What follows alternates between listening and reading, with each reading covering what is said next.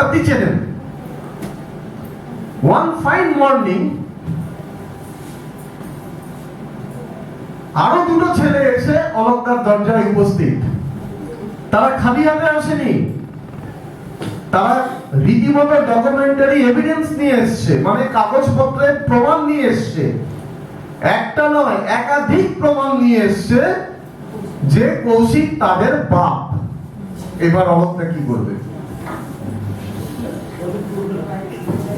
তখন তো মাথায় পড়বে বাজ যে হিন্দুটা করতে গেল।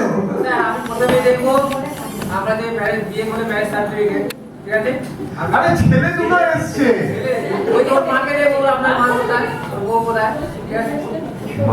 মানে ওই যে ছেলে যে এসছে, আপনাকে মনে হচ্ছে শ্রীরামপুর ওয়ালস হাসপাতালেই দেখতে যেতে হবে আমার, তারপর কোর্টে দেখবো। কোথায় আপনি বলে স্ত্রী, ওটা একটা ছেলে ছিল, হ্যাঁ, ওখানে আরো দুটো ছেলে এসে বলছে, হঠাৎ এসে উপস্থিত আপনার দরজায়। ওই ছেলে দুটো তার বলছে না যে ওইটাই ওর মা। মা তো তারা বলছে না,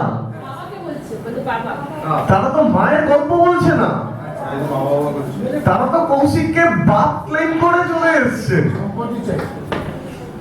কেন এসছে? মনে করুন কৌশিকের নামে এখানে 50 বিঘা জমি আছে, একটা দোতলা বাড়ি আছে, কলকাতার নিউ টাউনে একটা ফ্ল্যাট আছে। কি হবে তাকিয়ে আছে মানুষ, তবে এরকম বিপদে পড়েনি। মানে 50 বিঘা জমি, দোতলা বাড়ি, কলকাতা নিউ টাউনের ফ্ল্যাট, সব মিলিয়ে প্রায় 3 কোটি টাকার প্রপার্টি কৌশিকের নামে। ও তো ফ্যাল করে তাকিয়ে আছে বেচারে। কৌশিক তাকিয়ে আছে, অলঙ্কা ঠিক আছে। সেই জন্যই তো ওই দুটো ছেলে এসে হাজির খালি হাতে আসেনি। তারা পুরো কাগজপত্র নিয়ে এসছে। তারা মায়ের গল্প বলছে না, তারা শুধু একটা কাগজই দেখাচ্ছে, ওখানে তো মায়ের নাম টাম নেই, বাবা হিসাবে রয়েছে কৌশিকের নাম। কি করে দিতে ভাই? এরকম গানটা তো আপনারা কেউ পড়লেও পড়তে পারেন, কারণ আপনাদের সামনে ওয়ারিশ নেওয়ার জন্য এমন কিছু লোকজন এসে উপস্থিত হবে যাদেরকে এই বয়স পর্যন্ত আপনারা চোখেই দেখেননি, চোখেই দেখেননি। আপনারা বাঁচবেন কি করে?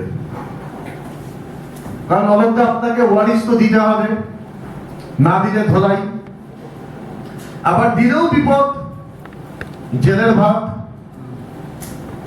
কারণ আপনারা এখানে যারা উপস্থিত আছেন, আপনাদের জেলের ভাত খাওয়ানোর ক্ষমতা কোনো মানুষের নেই, কোনো মানুষ পারবে না খাওয়াতে। পারবে নারী পুরুষ নির্বিশেষে নিচে ডান হাতের এই 3টে আঙ্গুল। কি হয় এই 3টে আঙ্গুলকে দিয়ে? আপনারা অটোগ্রাফ দেন। তাই এমন কিছু জায়গায় অটোগ্রাফ দিয়ে দেবেন না জেনে বুঝে, তার পরিণতিটা হলো ভয়ঙ্কর। আচ্ছা স্যার, ওয়ারিশা নাম বললেন, তো ওয়ারিশা যখন যারা আমরা কাউন্টার সেখানে 5 জন বেনিফিশিয়ারি তারা রিকমেন্ড করে সই করে। আরে বাবা, ওয়ারিশন ওই ক্ষেত্রে কি করবেন? 5 জন কেন, 50 জন তো পড়ে। ওই ক্ষেত্রে আপনার কি ভূমিকা হবে? এভিডেন্স নিয়ে আসুন, ফার্স্ট তাই বলেছে, তো আরেক সর্বনাশের জায়গায় পা দিয়ে ফেলেছে।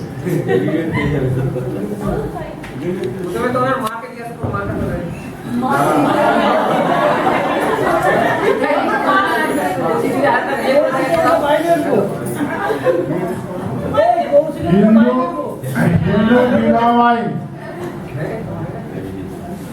মানে ঘরটা ফাঁকা দেখছি তো, সেই জন্য অনেকেরই মনে হইল যাওয়ার দরকার নেই।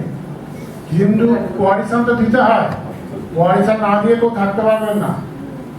হিন্দু বিবাহ অনুযায়ী দ্বিতীয় স্ত্রীটা স্ত্রী নয়, দ্বিতীয় বউটা বউ নয়, কিন্তু তার ছেলে মেয়েরা সম্পত্তির অধিকারী। সেই জন্যই ওই ছেলে দুটো মার কথা বলছে না, বাবার কথা বলছে। এই ক্ষেত্রে যিনি ওয়ারিশন দেবেন তিনি, আপনি বলছেন এফিডেভিট, ওই তো জিজ্ঞেস করেছি, এফিডেভিট আনলে হয়ে যাবে। ওটা বাংলা মানে কি? এফিডেভিটের বাংলা মানে কি? সর্বনাশ। এটা সেলফ ডিক্লারেশন। ওয়ারিসান নিয়ে এত কেস হয়েছে বলার না। এবং যত হয় ততই আমার মঙ্গল। যে দাঁড়িয়ে মাত্র ওকালত দিয়ে ইয়ে করতে পারে। না, ওকালত না মামলা। কৌশিকের যে স্ত্রীকে আপনি চেনেন জানেন, আপনি যেটা মনস্থির করে রেখেছেন যে ওকেই দেবো। এবার এই যে দুটো ছেলে চলে এলো, এবার দেখতে হবে ওর মা বৈধ স্ত্রী কিনা। কি করে দেখবে? কি করে দেখবে? ম্যারেজ সার্টিফিকেট ওনার আছে, দ্বিতীয় স্ত্রী ম্যারেজ সার্টিফিকেট আছে, প্রথম স্ত্রী ম্যারেজ সার্টিফিকেট নেই কিন্তু সামাজিক বিয়ে হয়েছে। এবার কি করবে? ওই যেটা সার্টিফিকেট দেয় তাকে অত সোজা না, সেটা সরকার অত সোজা না, অত সোজা না। সামাজিক তালে রীতিনীতি গুলো কি ইয়ে হয়ে যাবে? তাহলে না তাই না? হ্যাঁ? না, এইটাই একটা বলার। আপনারা নির্বাচিত জনপ্রতিনিধি হিসেবে যাদের ম্যারেজ সার্টিফিকেট নেই বলবেন করে নিতে, অনেক কাজে লাগবে। হ্যাঁ অনেক আছে। যেমন আরেকটা ভাইটাল ডকুমেন্ট হচ্ছে ডেথ সার্টিফিকেট। এই যে মানুষটা মারা যাচ্ছে, আজকে থেকে 20 বছর আগে মারা গেছে, 25 বছর আগে মারা গেছে, আপনার কাছে এসে বলবে যে ডেথ সার্টিফিকেট তখন হতো না, ডেথ সার্টিফিকেট নেই। অনেক জায়গায় হয়েছে ওয়ারিসান দিয়ে দেওয়ার পর সেই লোকটা ফিরে এসেছে। আপনি কি করে জানলেন সে মানুষটা মারা গেছে কি মারা যায়নি? একটা ডেথ সার্টিফিকেট কে দিতে পারে? ডাক্তার ছাড়া কেউ দিতে পারে না। এবং ডেথ সার্টিফিকেটে কজে লেখে কার্ডিয়াক ফেলিওর, মানে আমাদের হার্টটা যতক্ষণ চলছে ততক্ষণ ডেথ সার্টিফিকেট দেওয়া যায় না। হার্টটা বন্ধ হলেই ডেথ সার্টিফিকেট দেওয়া যায়। প্রত্যেকটা রিজনে লেখে হার্ট ফেলিওর মানে হার্টটা কাজ করা বন্ধ হয়ে যায়। সেই রকম কোনো মেডিকেল প্র্যাকটিশনার যে ডেথ সার্টিফিকেট দিতে পারে তার ইয়ে ছাড়া, মানে সার্টিফিকেট ছাড়া আপনি কি করে জানলেন? কোর্ট তখন জিজ্ঞেস করবে আপনি কি করে জানলেন ওই ভদ্রলোক মারা গেছে বা ভদ্রমহিলা মারা গেছে। আরেকটা ঝামেলা চলে আসে, যেটা হচ্ছে 5 জন ভাই, তারা চলে এসে বলো আমার এই এক ভাই নিরুদ্দেশ, এর নামটা বাদ। কি হবে? হ্যাঁ, নিরুদ্দেশ। ও ছোটবেলা থেকে ওর কোনো খোঁজ নেই। আপনারা আমাদের চারজনকে আইনটা কি, নিয়মটা কি? দিতে তো হবে কিন্তু আমাদের আইন অনুযায়ী দিতে হবে। আপনার পাশে কি নিউজ লিখে লেখা করতে পারে? অত সোজা না, এগুলো নিয়ে অনেক জটিলতা চলে আসবে। সেইটা 12 বছর পরে নিরুদ্দেশ হিসেবে ডিক্লার হবে। 12 বছর। আজকে এসে বললো আমার এই ভাই নিরুদ্দেশ, কিন্তু হবে না, 12 বছর ওয়েট করতে হবে।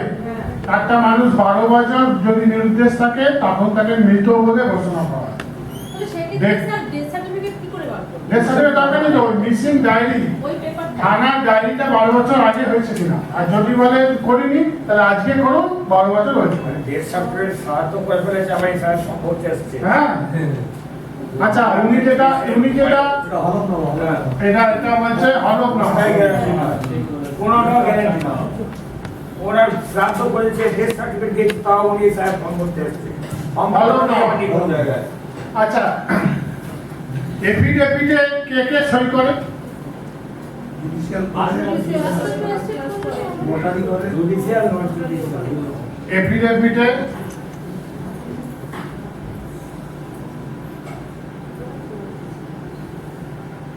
একজন এখানে সই করে, ওনাকে বলে ডিপোনেন্ট, মানে যে এফিডেভিট কারি।